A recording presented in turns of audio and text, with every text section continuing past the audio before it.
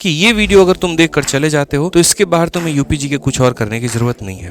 तो सबसे पहला टॉपिक जो आपके यूपीजी के लिए हमने चुना है वो यहाँ पर यह महत्वपूर्ण विश्वविद्यालय। दूसरा जो टॉपिक वो है मेरे भाई यहाँ पर उत्तर प्रदेश पुलिस एवं भर्ती प्रक्रिया से संबंधित मूलभूत तथ्य। तीसरा टॉपिक वो है मेरे भाई उत्तर प्रदेश की ऐतिहासिक एवं भौगोलिक पृष्ठभूमि। नेक्स्ट पॉइंट और वो यहाँ पर ये है कि उत्तर प्रदेश के प्रमुख शहरों के उपनाम एवं किस शहर में किसकी उत्पादकता अधिक है। उत्तर प्रदेश के किस जिले को पित्तल की नगरी के नाम से भी जाना जाता है। मुरादाबाद से बेहतर शहर मेरे भाई यहाँ पर जो है कोई हो नहीं सकता। पांचवा टॉपिक वो है हमारे लिए उत्तर प्रदेश के प्रमुख त्योहार, मेले एवं लोक संगीत। नेक्स्ट अगर हम बात करें तो सबसे आखिरी टॉपिक हमारी तरफ से है वो ये है कि उत्तर प्रदेश के संबंधित प्रमुख समस्याएं की, मतलब जो करंट अफेयर आपके हो गए। जय हिंद दोस्तों, स्वागत है आपका आपके अपने परिवार आदित्य रंजन टॉक्स में।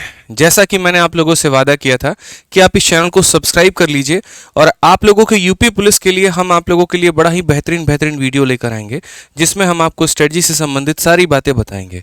क्या पढ़कर जाना है, क्या छोड़कर जाना है, अंतिम 20 दिनों की स्ट्रेटजी क्या होनी चाहिए, तो स्ट्रेटेजी का बेस्ट पार्ट क्या पढ़ना पड़ेगा। साथ में हमने ये भी कहा था कि करंट अफेयर में आपको कितना पढ़ के जाना है। तो ये जो सीरीज हमारा था, ये सीरीज हमने जारी रखा है और 2 वीडियो हमने बनाई, दोनों पे आप लोगों ने बहुत प्यार दिया। अब उसी के सीरीज में ये हमारी तीसरी वीडियो है और ये तीसरी वीडियो है हमारी कि उत्तर प्रदेश सिपाही कांस्टेबल सीधी भर्ती में यहाँ पर यूपी पुलिस के महत्वपूर्ण कौन से टॉपिक होंगे, यानी यूपी जीके के महत्वपूर्ण टॉपिक। ठीक है, अब ये यूपी जीके के महत्वपूर्ण टॉपिक क्या है। देखिए, जैसे आप स्टैटिक जीके को बहुत महत्व देते हैं तो आपको ये बात समझना चाहिए कि आपकी जो परीक्षा है वो सेंट्रल गवर्नमेंट के द्वारा कंडक्ट नहीं है, राज्य सरकार के द्वारा है। तो कोई भी परीक्षा जो राज्य सरकार लेती है उसमें यहाँ पर स्टैटिक जीके तो पूछती है, लेकिन अपने राज्य के जीके के बारे में भी काफ़ी ज़्यादा बातें पूछती है। अब बच्चों के मेरे पास मैसेज आए कि सर यूपी जीके में हम क्या पढ़ के जाएं, क्या यूपी पीसीएस लेवल का पढ़ के जाना पड़ेगा, कितना कुछ कवर करना पड़ेगा। तो हमने कहा चलो बच्चों के लिए इसके ऊपर वीडियो बनाते हैं और उन्हें बताते हैं कि ये वीडियो अगर तुम देख कर चले जाते हो तो इसके बाहर तुम्हें यूपी जीके कुछ और करने की जरूरत नहीं है। तो इस वीडियो के शुरू से लेकर अंत तक आप मेरी एक एक शब्दों को, एक एक बातों को आप सुनिएगा, तभी आपको समझ में आएगा क्या पढ़ना है, क्या छोड़ना है, तभी आपकी मेहनत जो है वो यूज में भी आएगी। तो सबसे पहला टॉपिक जो आपके यूपी जीके के लिए हमने चुना है वो यहाँ पर यह महत्वपूर्ण विश्वविद्यालय। देखिए मेरे भाई, यूपी जो एक ऐसा स्टेट है जहां से बड़े बड़े नेता, बड़े बड़े लीडर्स, बड़े बड़े लोग जो हैं वो जन्म लिए हैं और इनके विश्वविद्यालयों से इन्होंने पढ़ाई करके जो है जीवन में बहुत बड़ा मुकाम हासिल किया है। यूपी स्टेट में टेक्निकल यूनिवर्सिटीज़ कम है अगर हम नोएडा को छोड़ दे तो, लेकिन नॉन टेक्निकल यूनिवर्सिटीज़ ज़्यादा हैं और वो जो है वो चर्चा में ज़्यादा रहते हैं। तो उन विश्वविद्यालयों के बारे में आपको जानकारी पूरी तरीके से प्राप्त करनी है। जैसे अगर हम यहाँ पर बात करें तो इलाहाबाद यूनिवर्सिटी के बारे में, तो सबसे पहले यहाँ देखिए एक शब्द मेरा क्या कहा गया है। केंद्रीय विश्वविद्यालय बाबा साहब भीमराव अंबेडकर विश्वविद्यालय किस शहर में स्थित है, तो ये है मेरे भाई लखनऊ में। तो यानी आपको जो है 20-30 जो आपके फेमस यूनिवर्सिटीज़ हो गए, कॉलेजेस हो गए, जहाँ से बड़े बड़े लोगों ने जो है अपनी शिक्षा दीक्षा प्राप्त की है, आपको उसके बारे में पूरी जानकारी प्राप्त होनी चाहिए। उस यूनिवर्सिटी का जो है लोकेशन भी आपको पता होना चाहिए और उनका जो गठन हुआ था, किस समय में हुआ था, आपको ये भी पता होना चाहिए। साथ में एक और क्वेश्चन जैसे हमने रखा कि वर्ष 1857 में इलाहाबाद विश्वविद्यालय की स्थापना किसने की थी, तो सर विलियम मुहिर ने की थी। आपको थोड़ा सा यहाँ पर मॉडर्न हिस्ट्री के बारे में भी ऐसे जानकारी को प्राप्त करना पड़ेगा, जहाँ पर आपको ये पढ़ना पड़ेगा कि जैसे अंग्रेजों के शासन में अलग अलग यहाँ पर लॉर्ड, मतलब जो ये वायसरायज थे, उन्होंने अलग अलग चीज़ें गठन की थी। जैसे आपका रॉल एक्ट हो गया और कई सारे एक्ट हो गए, लेकिन उसमें यूपी में विश्वविद्यालय से संबंधित उनके द्वारा क्या कोई नियम लाया गया था, क्या कोई स्थापना की गई थी, तो वो भी वाला पार्ट आपको पढ़ के जाना है, आप उसको छोड़ेंगे नहीं। तीसरा सबसे बड़ी बात करें तो देखिए यूपी और बिहार, ये 2 ऐसे राज्य हैं, हरियाणा भी आप उसमें सम्मिलित कर सकते हैं, जो कृषि के ऊपर में बहुत ज़्यादा आधारित है। ठीक है, और यहाँ इसकी जो बैकबोन है इंडिया की आपकी, वो कृषि मानी जाती है। अगर वो ना रहे तो फिर हम शायद मैं आप किसी को कोई राशन पानी दाना कुछ ना पहुँचे। ठीक है, तो पिछले कुछ समय के अंदर में कृषि के ऊपर भी काफ़ी ज़्यादा जो है वो ध्यान दिया गया है। अब लोग जिस तरीके से फिजिक्स ऑनर्स करते हैं, केमिस्ट्री ऑनर्स करते हैं, तो वो एग्रीकल्चर की तरफ भी जो है वहाँ से भी वो ग्रेजुएशन कर रहे हैं और कई सारी बहालियाँ भी इस क्षेत्र में निकल रही हैं। तो इससे संबंधित मैंने एक सवाल डाला है कि सरदार वल्लभ भाई पटेल कृषि और तकनीकी विश्वविद्यालय भारत के उत्तर प्रदेश राज्य के डैश में स्थित है, तो ये मेरठ में स्थित है। तो इसीलिए मैंने कहा कि विश्वविद्यालय जो है इसके ऊपर में आपकी एक पकड़ होनी चाहिए। कितने विश्वविद्यालय हैं, लोकेशन कहाँ कहाँ पर है, स्थापना कब हुई थी और किसने की थी। साथ में कुछ अगर लोकप्रिय नेता हो गए जिन्होंने अलग अलग विश्वविद्यालयों से पढ़ाई की है, तो उनके बारे में भी थोड़ी संपूर्ण जानकारी आप प्राप्त करके चलिएगा। ठीक है, आपका बीटेक और एक तरीके से यहाँ पर मेडिकल की आप तैयारी नहीं कर रहे हो कि हम आपको बीटेक के कॉलेजेस के बारे में बताएंगे, इसलिए उस पर फोकस ना करके विश्वविद्यालय पे फोकस हो तो ज़्यादा अच्छा है। दूसरा जो टॉपिक मेरी नज़रों में बहुत महत्वपूर्ण है, जहां से मुझे लगता है कि एग्जामिनर आपके लिए क्वेश्चन देगा ही देगा, वो है मेरे भाई यहाँ पर उत्तर प्रदेश पुलिस एवं भर्ती प्रक्रिया से संबंधित मूलभूत तथ्य। ठीक है, जैसे मान लीजिए अगर मुझे सीबीआई में जाना है या मुझे अगर एनडीए का पेपर देना है, तो वहां पर हम किसके बारे में पढ़ते हैं? आर्मी के बारे में। अगर एनडीए का पेपर देना है तो आर्मी का गठन कब हुआ था, कितने यहाँ पर विभाग हैं, उनके मुख्यालय कहाँ कहाँ पर है। तो आपका जो है प्रशासन से संबंधित है जो पेपर है यूपी पुलिस का, तो इसमें प्रशासन से संबंधित जितने भी सवाल हो गए कि आपका जो एक तरीके से प्रशासन है उसका मुख्यालय कहाँ पर है, और इससे संबंधित जितने भी सवाल हो गए वो आपको पढ़ना होगा। तो जैसे सबसे पहला सवाल हमने डाला कि उत्तर प्रदेश पुलिस का जो मुख्यालय है वो कहाँ पर स्थित है, तो प्रयागराज। हालांकि अब आपको ऑप्शन में इलाहाबाद देखने को नहीं मिलेगा, प्रयागराज जो है वो बदला हुआ नाम है और यहाँ पर ऑप्शन में आपको प्रयागराज ही देखने को मिलेगा, यही पूछा जाएगा। उसी तरीके से दूसरा सवाल देखिए, निम्नलिखित में से कौन सा यूपी पुलिस विभाग की चयन प्रक्रिया के चरणों में से एक नहीं है, तो वो है भाषा परीक्षण। जैसे क्या होता है कि आप लोगों का यूपी पुलिस का पेपर होता है तो उसमें रिटन होता है और फिजिकल होता है और मेडिकल होता है, लेकिन उसमें भाषा परीक्षण का कोई ऐसा नहीं रहता कि आपकी भाषा को भी परीक्षा लिया जाएगा, यहाँ पर देखा जाएगा आपको हिंदी आती है कि नहीं, अंग्रेजी आती है कि नहीं। तो ऐसे ही 3-4 ऑप्शन दिए जाएंगे और उसमें मेरे भाई एक जो है आपको टिक करना होगा। तीसरा ऐसे ही हमने यहाँ पर एक और सवाल भी लिखा है कि उत्तर प्रदेश पुलिस भर्ती एवं प्रोन्नति बोर्ड द्वारा कांस्टेबल सिविल पुलिस की नियुक्ति में शारीरिक क्षमता परीक्षा में पुरुष अभ्यर्थियों डैश को दौड़ने की जरूरत होती है। ये मैंने सिंपल एक क्वेश्चन सेट किया यहाँ पे कि जैसे मानिए आप यूपी एसआई की तैयारी कर रहे हैं, आप यूपी कांस्टेबल की तैयारी कर रहे हैं, तो उसमें जो फिजिकल का टेस्ट होता है उसमें आपको कितना भागना होता है और कितने मिनट के अंदर में भागना होता है, मेल के लिए क्या रिक्वायरमेंट रहती है, फीमेल के लिए रिक्वायरमेंट क्या रहती है। यानी मेरा सीधा सीधा संदेश इस सवाल के माध्यम से आपके लिए ये है कि जो आपका नोटिफिकेशन है उसको आप अच्छे से पढ़कर जाइएगा, ठीक है, ताकि उसमें आपको प्रॉपर वे में पता चल पाए कि आप यहाँ पर कितनी भागदौड़ करनी है, कितने समय के अंदर में करनी है। और यदि आप इस प्रशासन के साथ में आप जुड़ना चाहते हैं तो आपके क्या क्या रिक्वायरमेंट्स होनी चाहिए, क्या क्या फिजिकल स्टैंडर्ड होने चाहिए।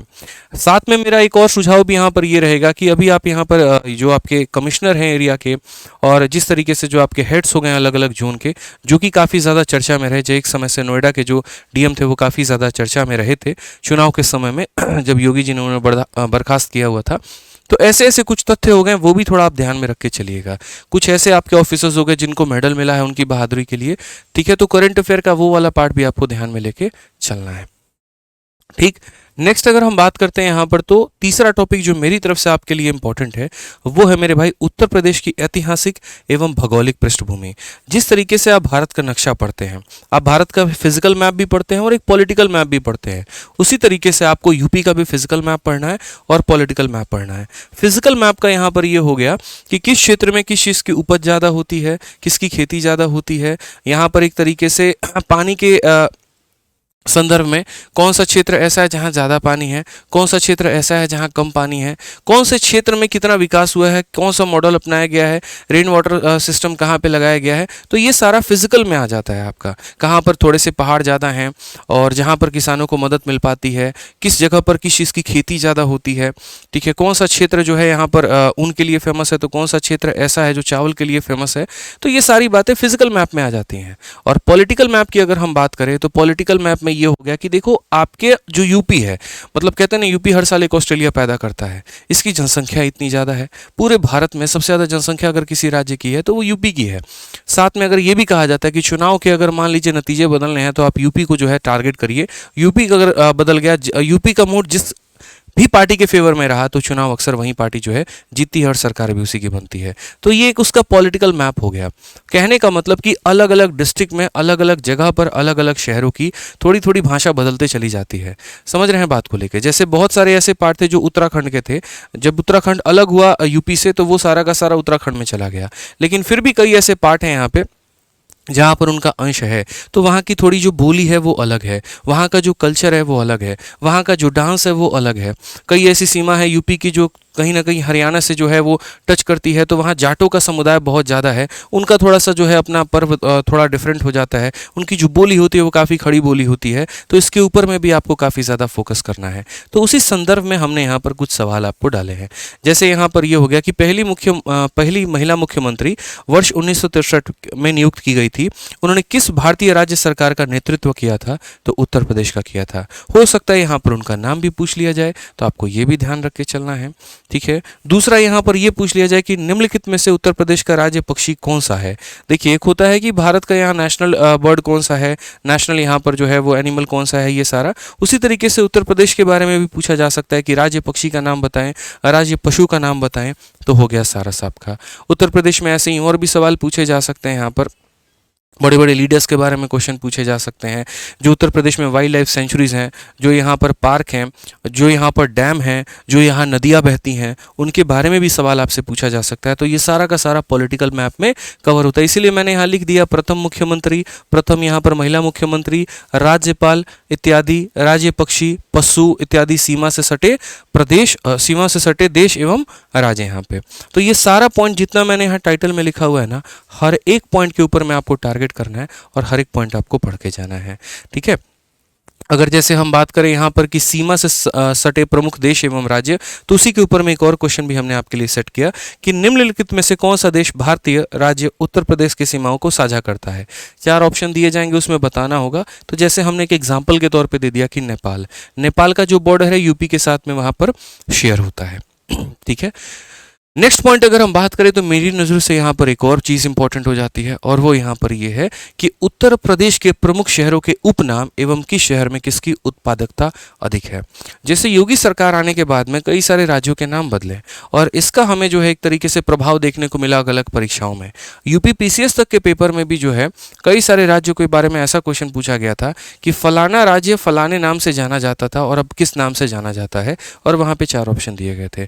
कई लोगों को लगा कि ये करंट अफेयर का क्वेश्चन है, कईयों का कहना था स्टैटिक का है, बट मेरा मानना यहाँ पर यह है कि ये अब स्टैटिक में काउंट हो जाएगा आपका।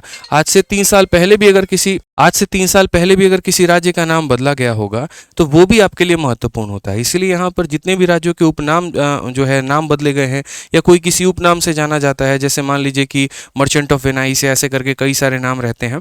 ठीक है। तो इस तरीके से आप उनको याद कर सकते हैं। ठीक। अब जैसे मान लीजिए यहीं पर हम बोले तो ये एक उपनाम हो गया कि उत्तर प्रदेश के किस जिले को पित्तल की नगरी के नाम से भी जाना जाता है। अब आप सोचोगे यार पित्तल की नगरी कौन सी है, बट ये आपको मानना पड़ेगा कि मुरादाबाद से बेहतर शहर मेरे भाई यहाँ पर जो है वो कोई हो नहीं सकता है, जहाँ पर सबसे ज़्यादा पित्तल का काम होता है, जहाँ के पित्तल पूरे भारत में सप्लाई होती है। इनफैक्ट हमने भी मुरादाबाद से जाकर पित्तल के कई सारे सामान खरीदे हैं। हमारे पापा खुद गए थे वहाँ से सामान लेकर आने, क्योंकि कहा जाता है कि यहाँ जो पित्तल मिलता है वो एकदम सोने की तरह चमकता है और 100% जेन्युइन होता है, और रेट भी काफ़ी कम रहता है।